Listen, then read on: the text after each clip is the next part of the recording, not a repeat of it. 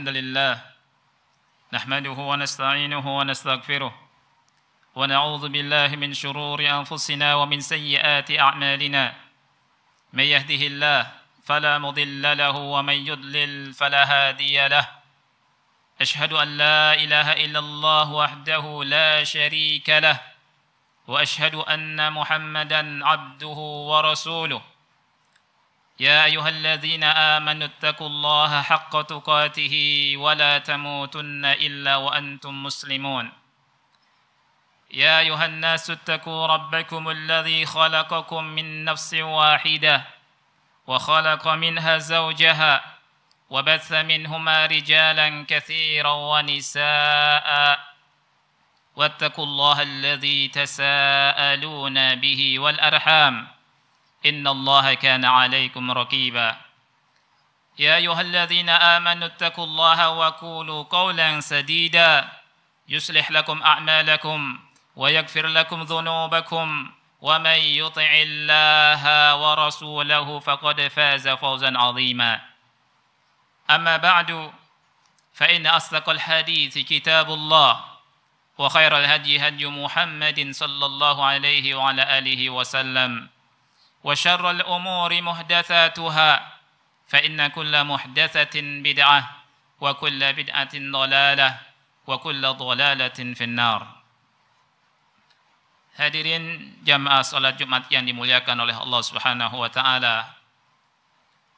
Dalam kesempatan yang mulia ini, khatib mengingatkan hendaknya kita selalu memperhatikan hati kita, memperhatikan keimanan kita, menjaganya, dan terus berusaha meningkatkan keimanan dan ketakwaan kita kepada Allah Subhanahu wa taala. Kita jaga sampai kita meninggal.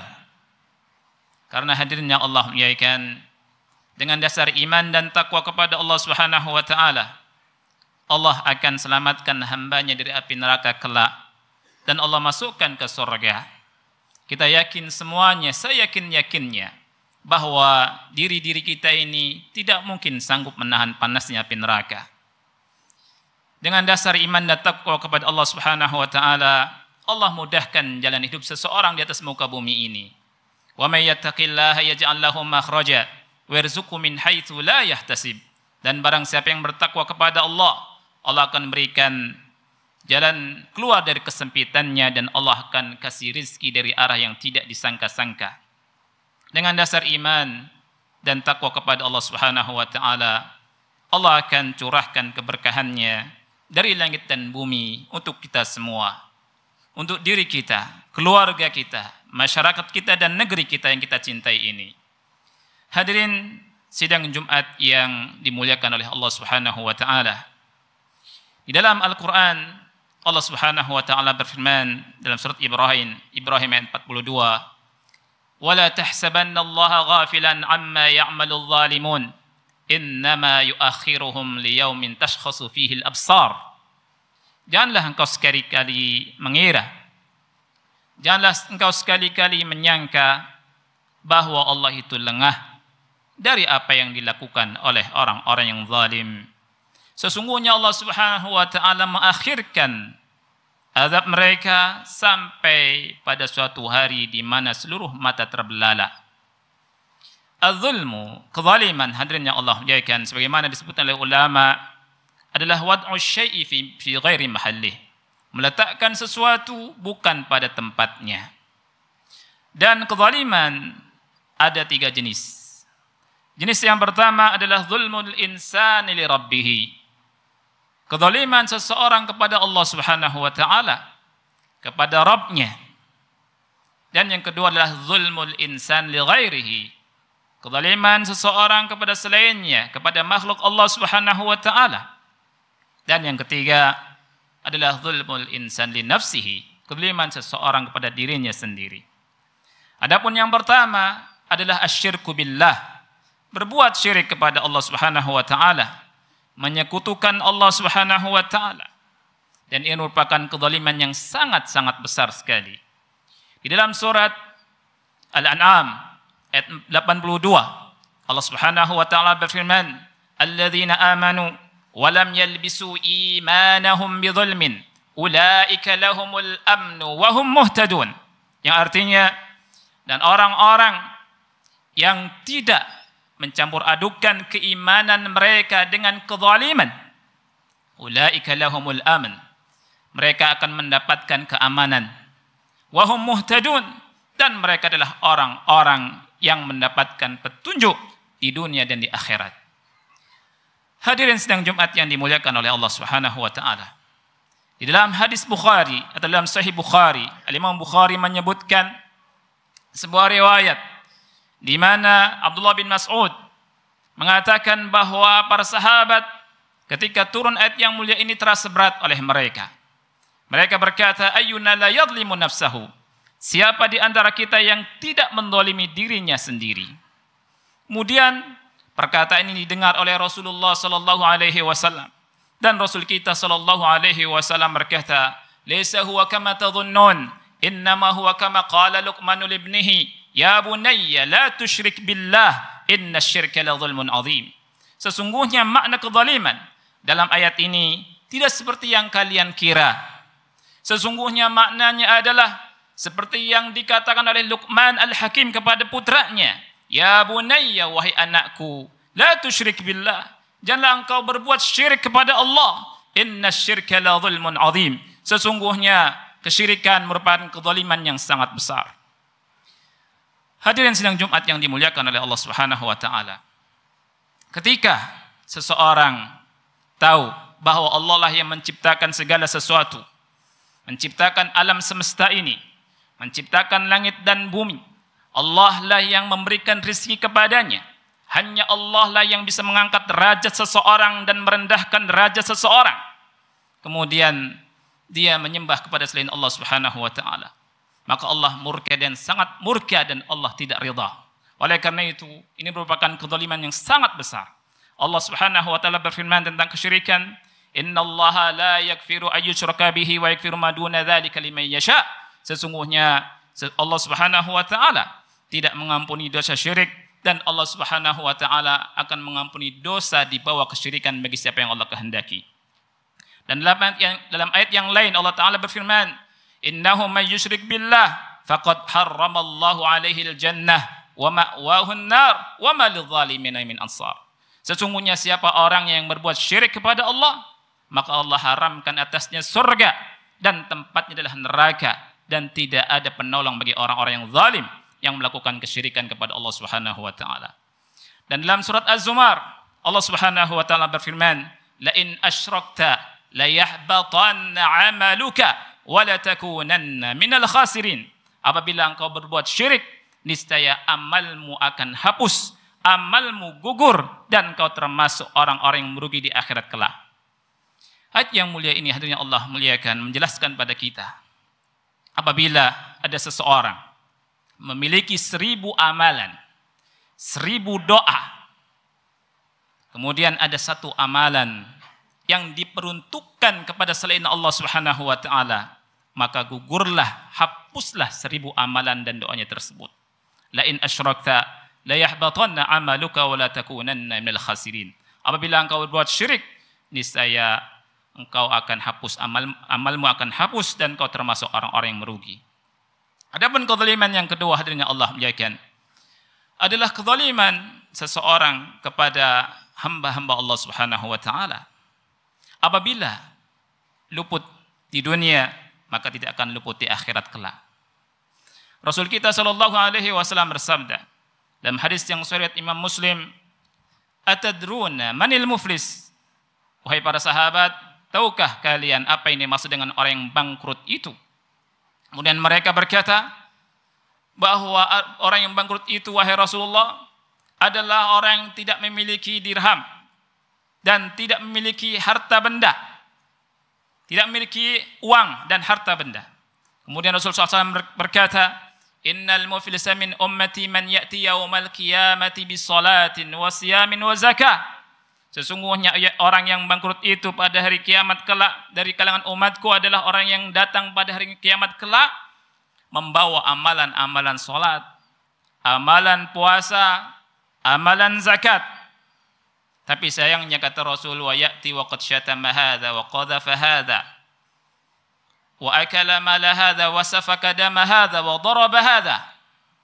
Sayangnya selain dia melakukan amalan-amalan kebaikan, dia pun melakukan amalan-amalan keburukan, mendolimi orang.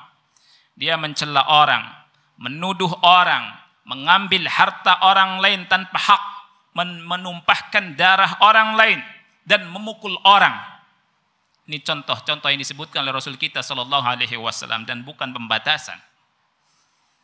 Kemudian ketika di hadapan Allah Subhanahu wa taala, orang-orang yang didoliminya menuntut keadilan, Rasul berkata, fayu'ta hadza min hasanatihi wa hadza min hasanatihi.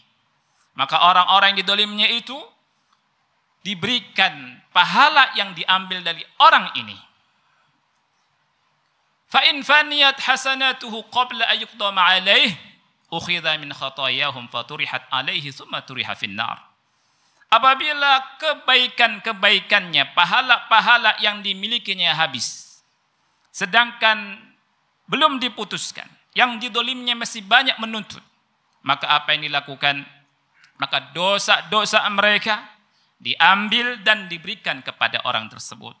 Orang tersebut tidak memiliki melainkan hanya keburukan. Tsumma turiha finnar, kemudian dia pun dilemparkan ke dalam api neraka, wal a'yadzu billah.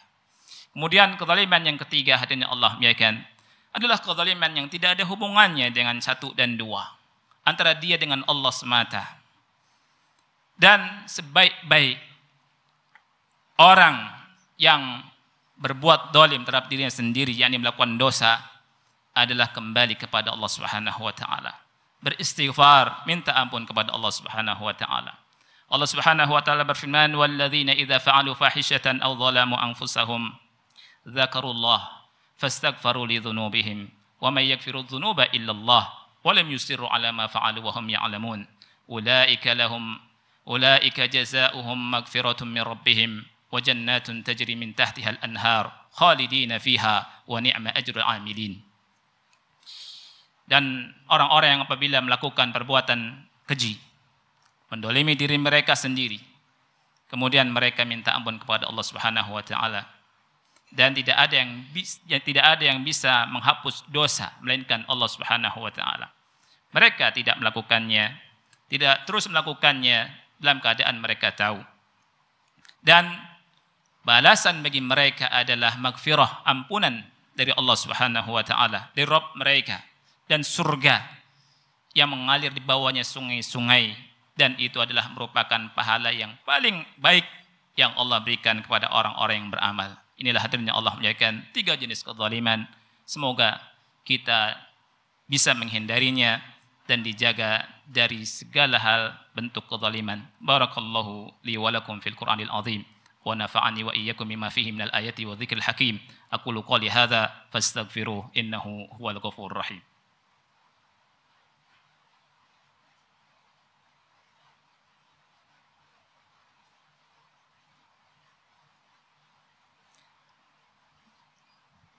Alhamdulillah hamdan katsiran tayyiban mubarakan fih kama yuhibbu rabbuna wa yarda. Asyhadu an la ilaha illallah wahdahu la syarika lah wa asyhadu anna Muhammadan abduhu wa rasuluhu wa ba'd. Hadirin sidang Jumat yang dimuliakan oleh Allah Subhanahu wa taala. Dalam sebuah hadis yang sahih dari Ibnu Abbas, Rasul kita sallallahu alaihi wasallam ketika mengutus seorang sahabat yang mulia yang bernama Mu'adz bin Jabal untuk berdakwah dengan dakwah tauhid ke kota Yaman. Di antara wasiat yang Rasul sallallahu alaihi wasallam sampaikan kepada beliau adalah wattaqi da'watal mazlum fa innahu laisa bainaha wa bainallahi hijab. Wahai Mu'adz, takutlah engkau dari doanya orang yang dizalimi. Karena doanya orang yang terzalimi tidak ada hijab antara dia dengan Allah Subhanahu wa taala. Hadirin sidang Jumat yang dimuliakan oleh Allah Subhanahu wa taala. Pernah seorang sahabat yang mulia, salah satu dari sahabat yang dihabarkan masuk surga, yakni Sa'id bin Zaid, didolimi oleh seorang wanita bernama Arwa binti Uwais.